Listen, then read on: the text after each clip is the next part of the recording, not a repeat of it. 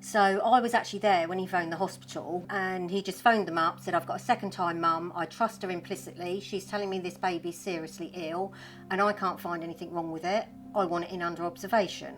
We'd actually been in about 3 weeks. He was then fitting 30 times a day, and the consultant came up and said, right, we've got this drug, but we've never given it to a baby before. From that first dose of that drug, he didn't have another seizure for 18 months. So he was plastered all over the news, miracle drug helps baby. About 2 weeks into the stay, I asked, what is wrong with him? And they said, well, we're not quite sure. I was actually due to get married. So on the Thursday before the wedding, I said, can you please just tell me? And they said, well, we're almost certain it's tuberous sclerosis, which is a rare brain disorder. So they basically told me at that point, he will never walk, he'll never talk, he will be basically in a wheelchair with little quality of life. So that was on the Thursday, and then I got married on the Saturday, and I went down to see him in the hospital in my wedding gear, and the hospital staff were just lovely. They were all like, there's a bride, and they ran and got the camera from the labour ward, because of course we didn't have phones and things then, and took photos. So I've got a photo of me in my wedding outfit in the hospital holding the baby, which was lovely. So then, we came out, and I just, for probably 3 or 4 years, I had to go to the hospital 4 times a week for physiotherapy, occupational therapy, speech therapy and group therapy. That was really difficult because obviously I had Luke, the other baby, so I was going in with a 6-month-old baby and an 18-month-old baby saying, you need to sit there and be good and leave mummy alone. It was difficult. I fought to have him in mainstream school. My reasoning for this was he clearly lacked intelligence, he had learning difficulties, he's dyslexic, dyspraxic, he's just about everything. And I thought, well, the best he's going to do is come out of school reading and writing. In infant school and the beginning of juniors, he was such a popular child because he made everybody laugh. He was the naughty boy's dream because they would say, oh, Christopher, do this, and he'd just do it. But in that last year, I felt that he'd become different and less accepted. So that's when we decided, he needs to go to a special school. And then when he reached 10, his brain tumour started to grow. And it was at that point that we said to Christopher, right, if you could have anything in the world you want, what would you want? And he said, I'd like sunshine in a swimming pool. So that's what we did. We upped the family, moved to Spain so that Christopher could have his sunshine in a swimming pool. And his brain tumours carried on growing. He had one major one, and then he had about 8 other ones. So we were then in Spain under the Spanish health system. When he went in for his routine kidney scan, on looking around, they discovered that he had a large tumour on his pancreas that had squashed the vein coming out of the spleen, so the spleen had become necrotic. So he had a blood clot, a dying spleen, and a tumour on his pancreas. So he was admitted that day, and we stayed there for 3 months. And then eventually they said, right, we're going to have to operate. He then said to Christopher, have you got any questions? And Christopher said, yes. Where did you get them shoes from? They're horrible. So just classic Christopher. So he was in the intensive care. He was in there for about 4 or 5 days.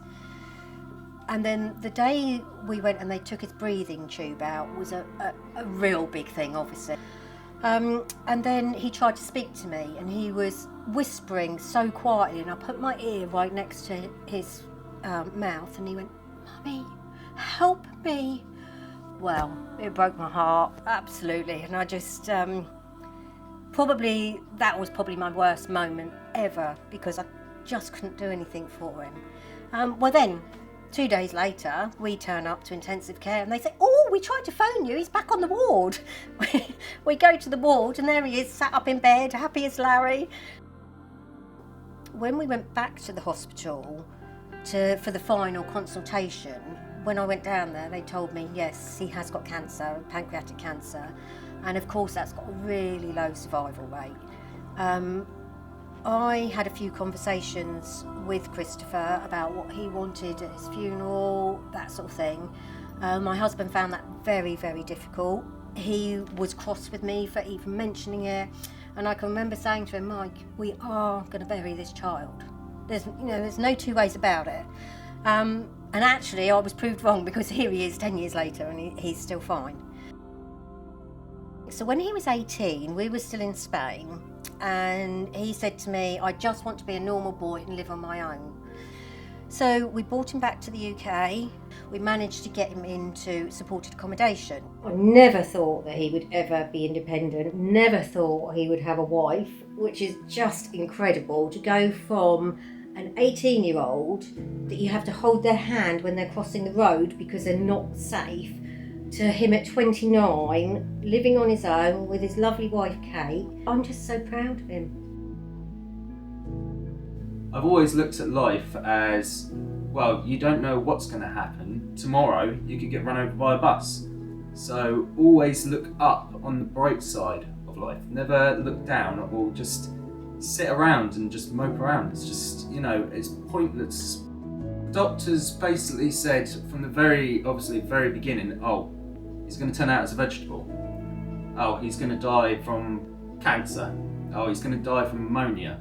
So I've been told, it's like being told the same thing over and over again. So I think it messes with your mind and you don't know what to think. You're thinking in so many different directions that you just want to sort of like blank out of that and say, look, I'm not going to think about that, I'm not going to think about that. Just think on what you're doing on that moment, or the moment you are in right now, and deal with that. When I actually felt negative, getting told obviously you're not going to survive, I was like, well, hang on, loads of patients that go through this and they just mope around. So I'm just like, no, I'm not going to be one of those patients. I'm actually going to survive this, and I'm going to actually go through this. Because I've dealt through those problems and come out the other side, I actually think to myself, I've done that, so nothing else is, going to get in my way. Mum, she's always been arty. I think I actually watched Mum over the years when I was little and watching her draw stuff, and then I picked up a pencil and a paintbrush and had a go, and I thought, this is actually really cool. That's probably actually how I very first started with my art, and it sort of just progressed from there, especially when I left home when I was 18. I wanted to do like an art course, and we went to so many different colleges, and like one of them was a gardening college. That was something else. They were like, oh, why don't you just join the gardening? And I was like, no. Mum and Dad actually looked at me that day and went, do you want to do this? And I was like, no. It's like, get me out of here. Straight away. So we just ran straight out. I left college without anything in place, like work-wise.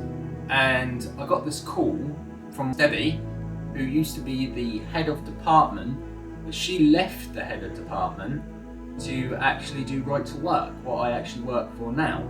And she said, do you want to be team leader and an art teacher's assistant to help people with disabilities and do artwork and to sell your artwork as well, because I love your artwork so much.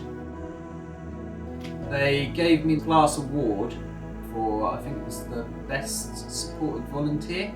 So I always think that there is no difference between people with, or myself, with disabilities or with no disabilities. I think that you can just like get on with it, and maybe you need extra support in areas, but you can always learn as much as that person. There is absolutely no difference.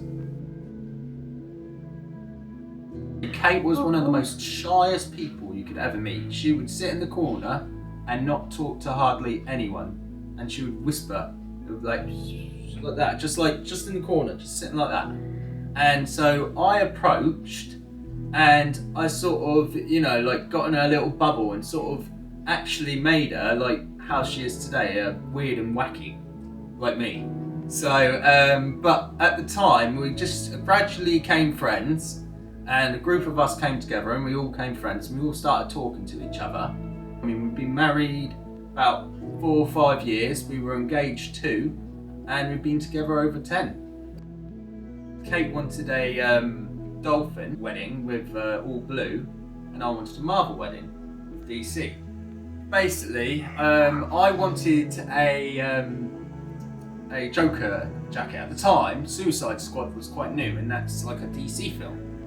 And I really liked the look of the jacket, and Mum went, "No, you're not having that jacket, it's not gonna work." Kate wanted the blue wedding dress, and Kate's mum was like, "Oh, blue wedding dress? Why would you want a blue wedding dress?" We fought for that so many times that they gave in. We had over about 250 people come to our wedding.